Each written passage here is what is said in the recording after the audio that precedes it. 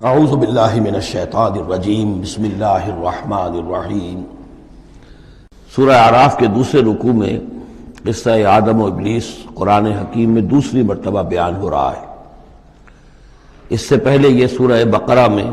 اس کے چوتھے رکوع میں آ چکا ہے۔ البتہ آپ دیکھیں گے کہ اگرچہ یہ قصہ جو ہے قرآن مجید میں 7 مرتبہ آیا ہے، 6 مرتبہ مکی صورتوں میں اور 1 مرتبہ مدنی صورت میں، لیکن یہ کہ ہر جگہ کوئی نہ کوئی بات نئی ہے، اس لیے کہ جس دور سے بھی یہ تحریک جو ہے حضور کی دعوت کی گزر رہی تھی، اس دور کے حوالے سے کچھ چیزیں جو ہیں وہ ہر جگہ پر آپ کو مزید نمایاں ملیں گی۔ اب مثلا اس رکوع کے شروع میں ہمیں وہ عظیم آیت ملی ہے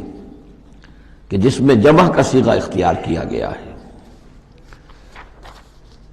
وَلَقَدْ خَلَقْنَاكُمْ ثُمَّ صَوَّرْنَاكُمْ ثُمَّ قُلْنَا لِلْمَلَائِكَةِ اسْجُدُوا لِآدَمَ فَسَجَدُوا إِلَّا إِبْلِيسَ۔ اس کے بارے میں پچھلی مرتبہ میں عرض کر چکا ہوں۔ اب دوسری بات جو آ رہی ہے وہ یہ ہے کہ جو شیطان نے ورغلایا حضرت آدم کو اور حضرت حوا کو سلام علیہما، کہ جس درخت کا پھل کھانے سے اللہ تعالیٰ نے انہیں روک دیا تھا، کسی طریقے سے ورغلا کر انہیں اس درخت کا پھل کھانے پر آمادہ کر لیا۔ اس کے لیے لفظ آیا فوسوس لہما۔ یہ وسوسہ اصل میں ہم یہ سمجھتے ہیں کہ شاید یہ چیزیں اس طور سے ہو رہی تھی جیسے کہ ہم ایک دوسرے کے سامنے کھڑے باتیں کر رہے ہیں، ایک دوسرے کو پہچان رہے ہیں،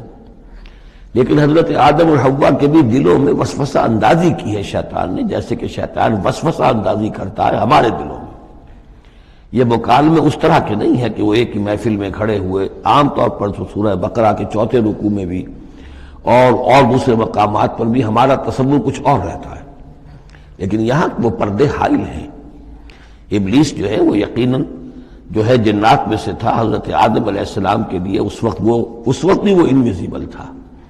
لہذا نفس جو آیا ہے فوسوس لہما الشیطان، وسوسہ ان کے دلوں میں ڈالا۔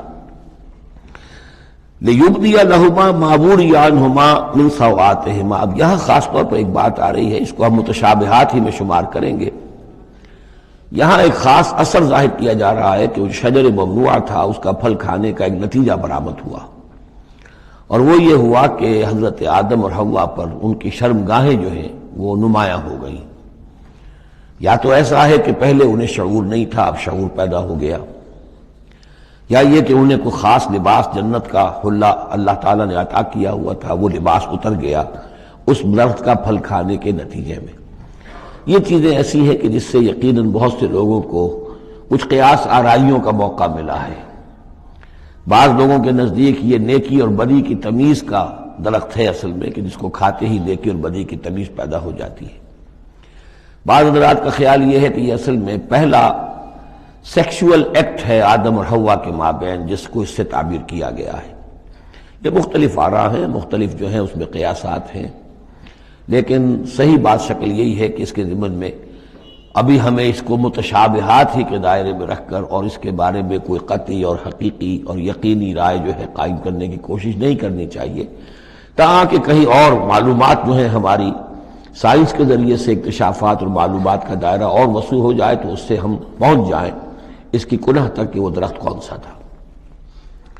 لیکن یہاں ظاہر کیا گیا ہے کہ شیطان نے جو وسوسہ اندازی کی ان کے دلوں میں وہ یہ تھی، فوسوس لهما الشیطان ليبدي لهما ما وري عنهما من سوآتهما وقال ما نهاكما ربكما عن هذه الشجرة۔ اور اس نے کہا، یہ وسوسہ اندازی کی کہ نہیں روکا ہے آپ دونوں کو آپ کے رب نے اس درخت سے، الا ان تکونا ملکین، مگر یہ کہ کہیں آپ نہ ہو جائیں فرشتے نہ بن جائیں، او تکونا من الخالدین، یا ہو جائیں آپ ہمیشہ ہمیش رہنے والے۔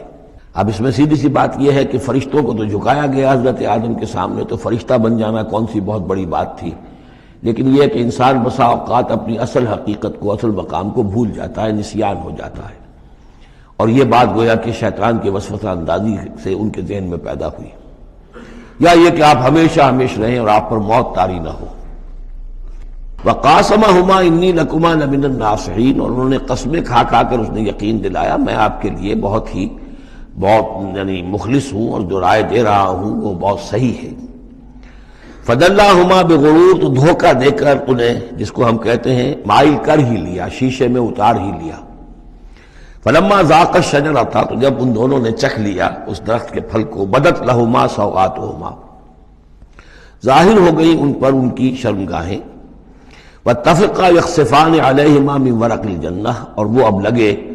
درخت کے جو جنت کے پتوں کو گانٹھ کر اپنے لیے لباس بنانے کے لیے۔ تفقا یخصفان، گانٹھنے لگے، جوڑنے لگے کہ جو جنت کے پتے تھے ان کو سی کر آپس میں اپنی سطر جو ہے سطر پوشی کریں اور اپنی شرمگاہوں کو ڈھانپیں۔ وَنَادَاهُمَا رَبُّهُمَا، اور اب پکارا انہیں ان کے پروردگار نے، أَلَمْ أَنْهَكُمَا، کیا میں نے منع نہیں کیا تھا تمہیں، أَن تِلْكُمَا الشَّجَرَةَ، اس درخت سے، وَأَقُلْ لَكُمَا، اور میں نے کیا کہا نہیں تھا تم سے، إِنَّ الشَّيْطَانَ لَكُمَا عَدُوٌّ مُّبِينٌ، کہ شیطان تم دونوں کے لیے بڑا کھلا دشمن ہے۔ قَالَا رَبَّنَا ظَلَمْنَا أَنفُسَنَا، تو ان دونوں نے کہا کہ اے رب ہمارے، ہم نے اپنے اوپر ظلم کیا، زیادتی کی، ہم اپنی غلطی کا اعتراف کرتے ہیں۔ وَإِن لَّمْ تَغْفِرْ لَنَا وَتَرْحَمْنَا لَنَكُونَنَّ مِنَ الْخَاسِرِينَ، اور اگر تو نے ہمیں معاف نہ فرما دیا اور ہم پر رحم نہ فرمایا تو ہم تو تباہ ہونے والوں میں ہو جائیں گے۔ یہاں ایک بات اور نوٹ کر لیجئے، ایک تو یہ کہ یہاں کہیں بھی ایسا اشارہ نہیں ہے کہ ابلیس نے یہ وسوسہ ابتداءً حضرت حوا کے دل میں کیا۔ عام طور پر ہمارے ہاں جو کہانیاں مشہور ہیں وہ یہ ہے کہ حوا جو ہے ذریعہ بنی ہے حضرت آدم کو بھی گمراہ کرنے کا۔ وہ اشارہ نہ سورہ بقرہ میں اس کا ہے نہ یہاں ہے، بلکہ جمع کوئی جو تثنیہ کا صیغہ ہے مسلسل چل رہا ہے، ان دونوں کے لیے معاملہ ہے، بیک وقت ہے۔ تو یہ اصل میں جو عیسائی دنیا میں تصور پیدا ہوا ہے کہ عورت فی نفسہ ہی برائی کی مظہر ہے، ایو سے